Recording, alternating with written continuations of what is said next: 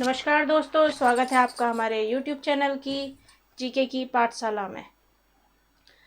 दोस्तों, जैसा कि मैं आपको 2 सब्जेक्ट पूरे करवा रही हूँ जनरल नॉलेज से रिलेटेड, हिस्ट्री और पॉलिटी। मैं आपको रोज़ उससे रिलेटेड क्वेश्चन आंसर करवा रही हूँ जो हमारे एग्ज़ाम के पर्पज़ से बहुत इम्पोर्टेंट है।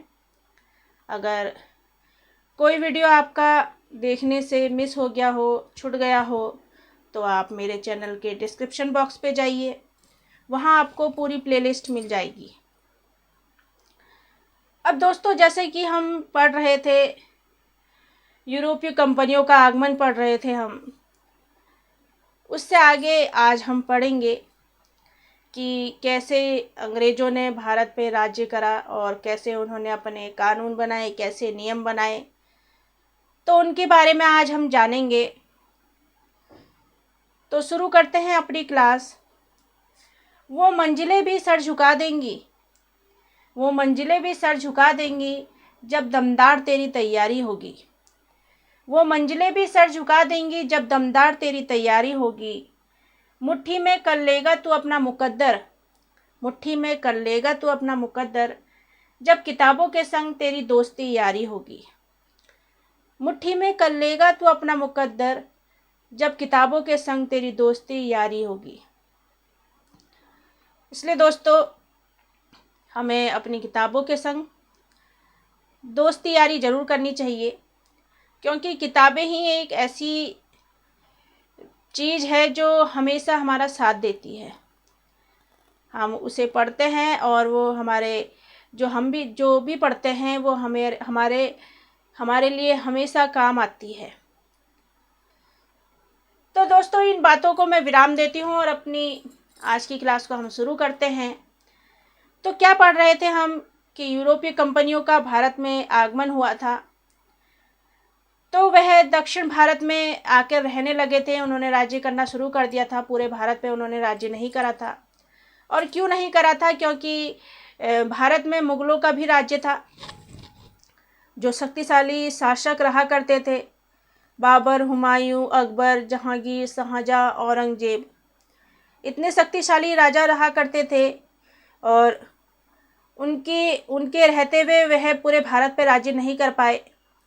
लेकिन जब 1707 में औरंगजेब की मृत्यु हो गई, तब उसके बाद औरंगजेब की मृत्यु के बाद बहुत कमज़ोर उत्तराधिकारी आए मुग़ल शासन में राज्य करने के लिए।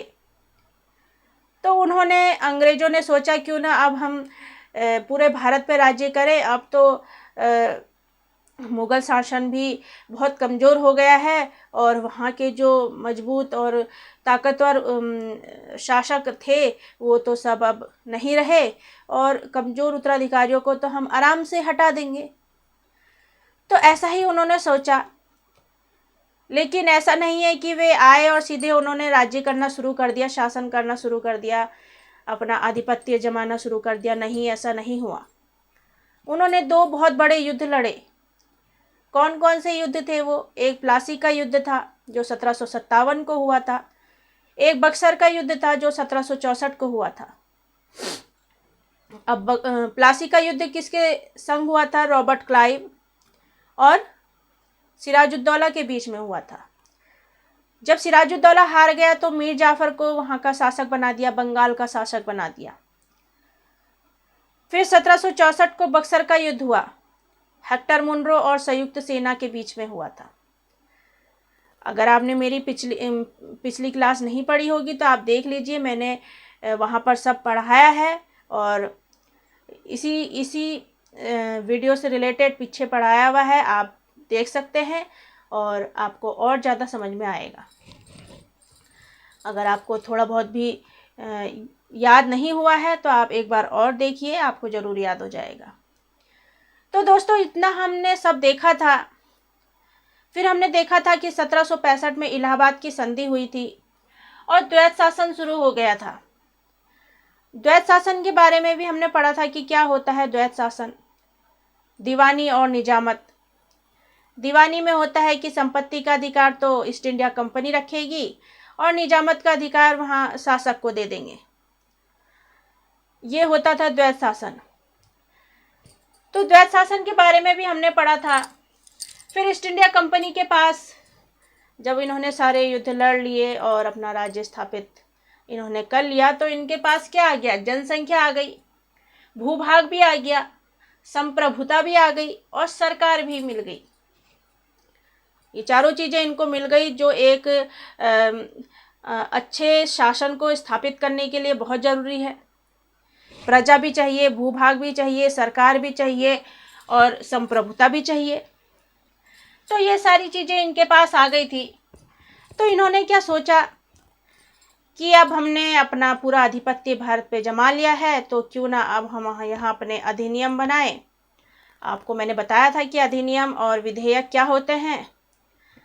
तो उन्होंने सोचा कि क्यों ना अब हम अपने अधिनियम बनाएं यहाँ और अच्छे से अपना राज्य करें। तो यही सोचकर इन्होंने ईस्ट इंडिया कंपनी ने, ये भारत का संवैधानिक इतिहास के बारे में मैं आपको बताऊंगी। तो भारत के संवैधानिक इतिहास में ईस्ट इंडिया कंपनी ने अपने जो भी नियम थे वो भारत में लागू करे 1773 से 1853 तक। और फिर ब्रिटिश क्राउन ने अपने अधिनियम बनाए। तो दोस्तों, जो ब्रिटिश संसद हुआ करती थी, ब्रिटिश संसद जो हुआ करती थी, जो ब्रिटेन में बैठी थी, देखिए ब्रिटेन में बैठी थी और वहाँ कानून बनाती थी और उसे भारत में लागू करवाती थी। किसके थ्रू? ईस्ट इंडिया कंपनी के थ्रू। तो ईस्ट इंडिया कंपनी के थ्रू वो लागू करवाती थी। तो 1773 से 1853 तक जितने भी अधिनियम रहे वो सब ईस्ट इंडिया कंपनी ने भारत में लागू किए। लेकिन जब 1857 की क्रांति आई, तो 1857 की क्रांति के बाद 1858 और उनसे 1947 तक जो भी अधिनियम बनाए वो ब्रिटिश संसद ने ही बनाए और लागू भी उसे भारत में लागू भी ब्रिटिश संसद ने ही किया। तो दोस्तों, इतनी सारी बातें हमने जानी और अब हम देखेंगे कि कौन से अधिनियम ईस्ट इंडिया कंपनी के समय बने और कौन से अधिनियम ब्रिटिश क्राउन के समय बने। तो दोस्तों, ईस्ट इंडिया कंपनी के समय जो भारत में अधिनियम लागू हुए, अधिनियम आपको पता है मैंने क्या बताया था? अधिनियम एक बार मैं फिर बता देती हूँ अधिनियम क्या होते हैं। दोस्तों, एक बिल होता है और एक एक्ट होता है। हिंदी में कहें तो एक विधेयक होता है, एक अधिनियम होता है। विधेयक में होता है कि हम प्रस्ताव रखते हैं संसद के सामने, उस समय प्रस्ताव रखते हैं, सारी सिचुएशन बताते हैं कि इससे ये होगा, इससे ये होगा। जब वो प्रस्ताव संसद में जाता है और संसद को सही लगता है, जब वहाँ के सारे सदस्यों को वो प्रस्ताव ठीक लगता है, तो उसे एक कानून का रूप दे दिया जाता है, तो उसे अधिनियम बोलते हैं। तो वही अधिनियम की बात मैं आपको बता रही हूँ कि जो ब्रिटिश संसद ने वहाँ ब्रिटेन में बैठकर कानून बनाए, उसे ईस्ट इंडिया कंपनी के द्वारा लागू करवाए गए भारत में। अब जो ईस्ट इंडिया कंपनी ने लागू करे भारत में कानून, वो 1773 से लेकर 1853 तक करे। उसमें पहले आता है रेगुलेटिंग एक्ट जो 1773 में हुआ। उसके बाद आता है एक्ट ऑफ सेटलमेंट, 1781 में हुआ एक्ट ऑफ सेटलमेंट। फिर आया पिट्स इंडिया एक्ट 1784 में। फिर 1786 का अधिनियम आया। फिर चार्टर एक्ट आया 1793 में। फिर चार्टर एक्ट 1813 में। फिर आया चार्टर एक्ट 1833 में और चार्टर एक्ट 1853 में। इतने सारे अधिनियम आए जो ईस्ट इंडिया कंपनी ने भारत में लागू करे। एक बार मैं आपको और बता देती हूँ। Regulating act 1773, act of settlement 1781, Pitt's India act 1784, फिर 1786 का अधिनियम, फिर चार्टर एक्ट आया 1793 में, फिर एक और चार्टर एक्ट आया 1813 में, एक चार्टर एक्ट आया 1833 में और जो लास्ट चार्टर एक्ट आया वो आया 1853 में। तो इतने 1773 से लेकर 1853 तक के सारे अधिनियम मैंने आपको बताए, जो ईस्ट इंडिया कंपनी ने लागू करे थे। अब जब इतने अधिनियम इन्होंने लागू करे तो इन्होंने देखा कि जो ये रेगुलेटिंग एक्ट है, रेगुलेटिंग एक्ट जब शुरू करा, क्यों करा शुरू? क्योंकि ईस्ट इंडिया कंपनी जो है, उसके समय बहुत भ्रष्टाचार हो रहा था। वहाँ जो प्राइवेट व्यापारी थे वो अपना भी मुनाफा देख लेते थे और कोई देख रेख करने वाला नहीं था और बहुत सारा खर्चा करते थे। भ्रष्टाचार बहुत हो रहा था, गरीबों पे बहुत अत्याचार हो रहा था।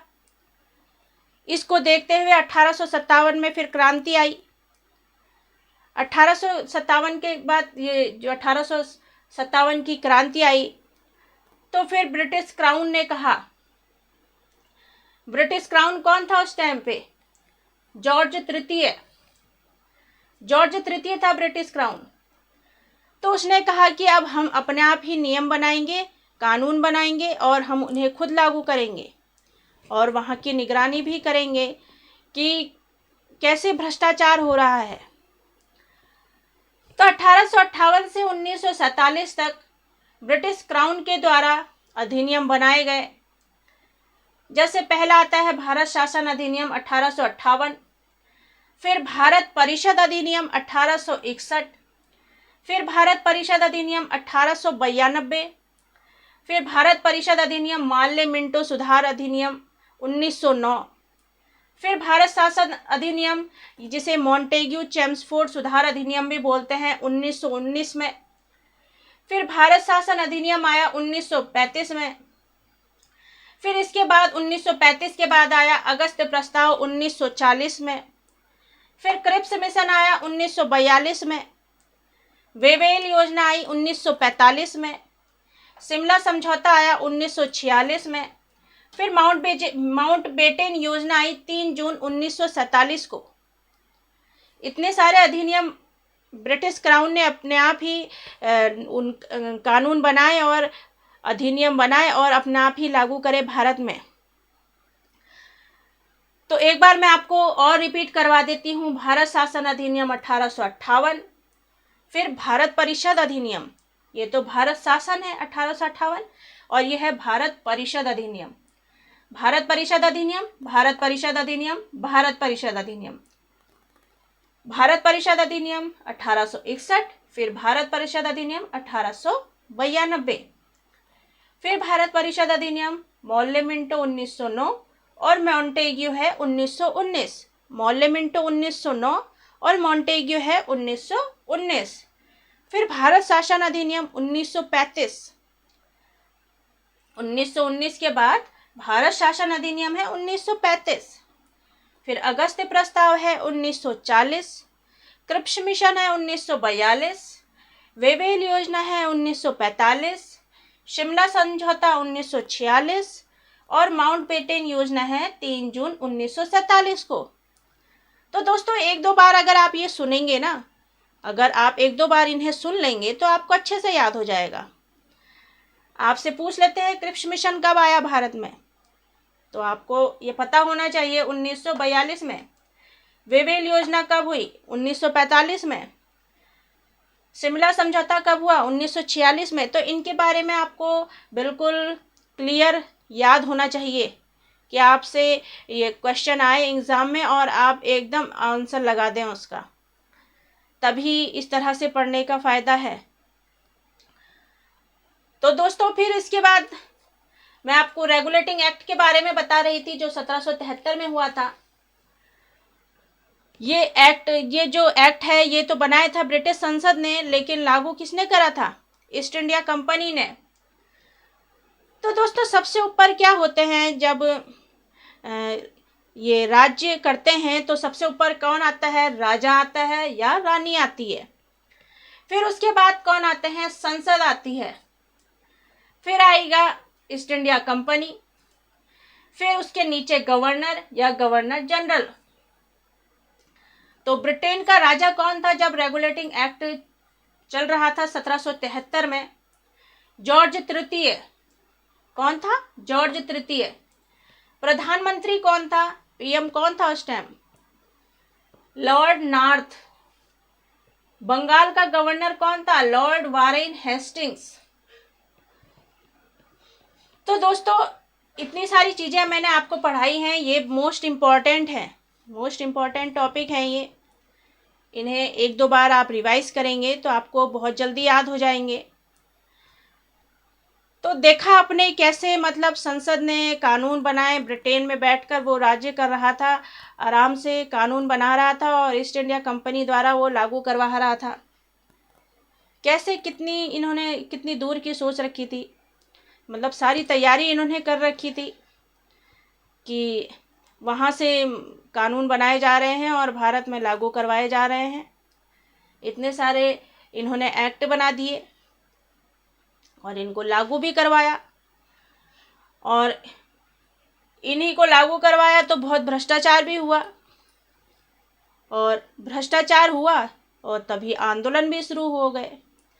तो ऐसे ही धीरे धीरे धीरे जब जनता को इन अधिनियमों से, इन एक्ट से परेशानी होने लगी, तभी ये आंदोलन शुरू हुए। तो दोस्तों इनसे आगे मैं आपको अगली क्लास में पढ़ाऊंगी। तब तक के लिए आप ये पूरा रिवीजन करके रखिएगा कि रेगुलेटिंग एक्ट क्या होता है, पेट्स इंडिया एक्ट क्या होता है, चार्टर एक्ट क्या होता है, फिर 1813 के चार्टर एक्ट में क्या होता है। मैं आपको एक बार इन्हें पूरा अच्छे तरीके से बताऊंगी कि 1813 के चार्टर एक्ट में क्या हुआ था, 1833 के चार्टर एक्ट में क्या हुआ था, अगस्त प्रस्ताव में क्या हुआ था। मैं ये आपको डिटेल से समझाऊंगी तो आपको और अच्छे से याद हो जाएंगे। तो दोस्तों आपको मेरी क्लास कैसी लगी ज़रूर बताइएगा, और अगर मेरी वीडियो अच्छी लगी होगी, मेरी की हुई मेहनत आपको अच्छी लग रही होगी, तो प्लीज़ लाइक, शेयर और सब्सक्राइब ज़रूर कीजिएगा। और तब तक के लिए अपना ध्यान रखें, स्वस्थ रहें, खुश रहें और मेरी अगली वीडियो का इंतज़ार करें। Thank you.